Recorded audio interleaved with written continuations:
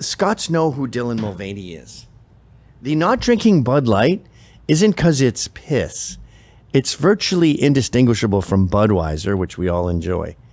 We don't drink Bud Light because not only did you make your spokesman, but you made a who pretends to be a 6-year-old girl. Now it's sex. We don't like that. Bud Light is toast forever. I'll never touch it. I'll never touch a can of Bud Light. Even if you try it. Next time someone has a Bud Light, put it in your hand. You feel like you have a dick in your hand. It's just wrong. But the Daily, what is it? John Oliver doesn't understand that, nor do his writers. You know what I fucking hate about these shows? The writers. I mean, he's got an army of 12 writers. He just does everything in his, you're fucking out of control. You must be insane. That's his delivery. But have you noticed they always have stupid references like, you're like Persephone from fucking Quasimodo, whatever, or it'll be some I don't even know the names of these Disney things. My Frozen, it'll be a Frozen reference, or the New Orleans or Harry Potter references. That's their context. They don't know what goes on in the world, these fucking fat, ugly losers. And they also don't know that everyone from here to Scotland hates Bud Light because it's a pedophile drink. British fans have been in Boston making friends wherever they go, putting cones on statues and causing some real supply chain issues. If your favorite beer is missing from a tap, we've never seen anything like it. There's a decent chance Scotland had something to do with it. Sam Adams downtown ran out of their signature Boston lager over the weekend and needed an emergency delivery to keep up with World Cup fans. And they're not the only ones running dry. The White Bull Tavern, there was no beer. The Scots fans just drunk the place dry, and all they had was like Bud Light. Yeah. They drank everything but the Bud Light. And do you know how bad a beer has to be for Scottish people not to drink it? The Scottish fans have been... Woo! I want to meet the person in the audience went, woo! The fuck are you, what are you talking about? Hi, this is Anthony Cumia. Hello, I'm Gavin McInnes. And together we're Compound Censored. And we would like you to subscribe with this deal using this promo code right below me right now. Do it, because it's very entertaining. And yeah, it's not because it's bad beer, you clueless fucking fanny. Also, before we start the show, race interruption. They just keep coming. I was not aware of this one. Maybe I was and I forgot about it. This is one of the OG race interruptions. Lance Armstrong, before we knew he was doping, using his own blood, I think. I think they get rid of all their blood, then they wash it and put it back in. Sounds fun. I want to try it. But some bag, I hate you so much. Some bag catches on this guy, and fuck the cheating. Cheating's hard too, you know. That's part of intense preparation is doping. So I'm on his side with the doping even. You done all this work, abused your body. You put everything on the line, which he ended up losing when he got caught doping. So there's a lot at stake here. And you just gotta wave your fucking plastic bag around? I hate you. I hate you as much as the guy in the previous segment who went, woo! In the John Oliver audience. Fuck you people. I want to start a new KKK. But it's not blacks and Jews we hate. It's shitty people like this. And you know where our headquarters is going to be? The airport. Everyone traveling is a douche. The worst people I've ever come across are people at the airport. They don't understand the concept of going through the fucking customs or the TSA shit. What's that called? When they check your bags and for bombs? TSA. Right. The whatever screening thing. You don't understand any of that.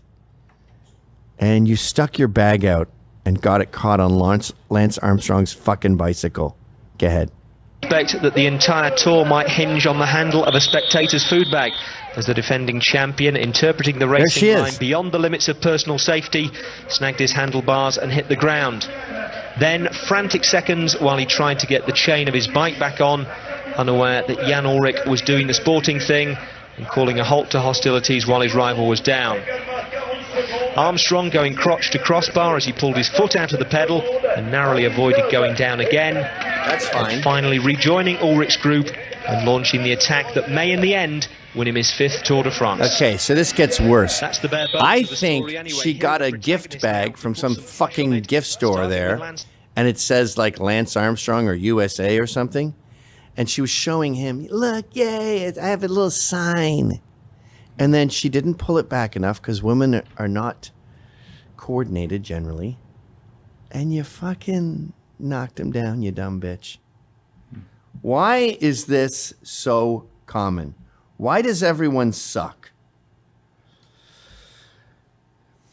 Lance Armstrong was almost taken out of the 2003 Tour de France when some dumb woman got a souvenir bag. He went on to win the overall, but has since been stripped of many of his titles due to doping. At least that's fair. All right, last thing in the intro.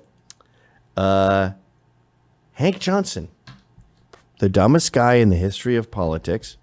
Dumber than that woman who said, I have never done anything that could be described as idiot. Hank Johnson is the guy who, and he does this Sonny Crockett thing where he sets you up. Where you're like, so you're Gavin, right? Yes. And you like sucking dicks, right? Well, and you're at a gay bar. Well, yeah. Aren't you a gay? Well, he does that every time. So his last setup was, so Guam is how long from east to west? And he gets the dimensions of Guam. And then he goes, and we'd be sending how many troops over there? I don't know, like 10,000? Okay, 10,000. And what's the average weight of a military guy? Whatever, 250 pounds. Okay, so 250 pounds times 10,000. So we're dealing with millions of pounds. Have you considered the possibility that Guam might capsize? No. You're thinking of a rubber dinghy. Islands go all the way down. You're thinking of something that's floating, like a boat. But usually when you see an island, you're not seeing a mountain that goes down under the seafloor. I think everyone but you knows that, and that includes babies and dying people. So that was his previous tour de force. Here he is interrogating Nigel Farage. You were here in 2024 in Milwaukee, weren't you? I've been coming here since 1982 on a very regular basis. I work for American companies. What purpose were you coming to Milwaukee for? Why did you come to Milwaukee? I've been in Milwaukee many times. Milwaukee. I think Well, in 2024 was the convention, the Republican I think convention. that's right. I think you're right. The Trump convention, I think you're right. Very good. where Trump was coronated. Well, he won, didn't he? Coronated. yes, He had that's what already kinda won. happened, We already knew I mean, who had won. It's called And it political was parties. his coronation, and you attended, and you also Pause. attended Trump. Is this the weakest gotcha in the history? So Nigel Farage is a well-known British conservative. He ran the Reform Party, didn't he? He ran UKIP. He's in the top 3. There's the main Reform guy right now that everyone loves, whose name is escaping me. Then there was the guy, Nick Griffith. He was a UKIP guy. Then there was Nigel Farage, who's all about Brexit. I mean, that's the top. There's Tommy Robinson, of course.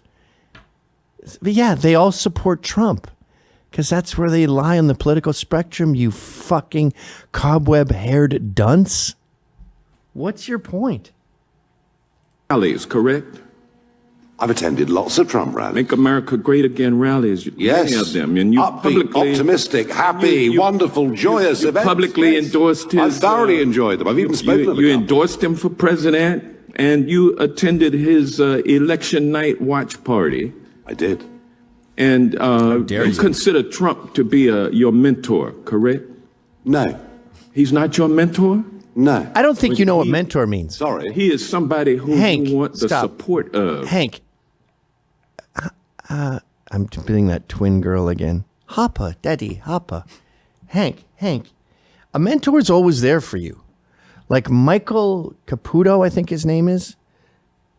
He was Roger Stone's driver when he was 18, and then he got into politics, and Roger was always there for him. He always dresses very dapper, inspired by Roger Stone.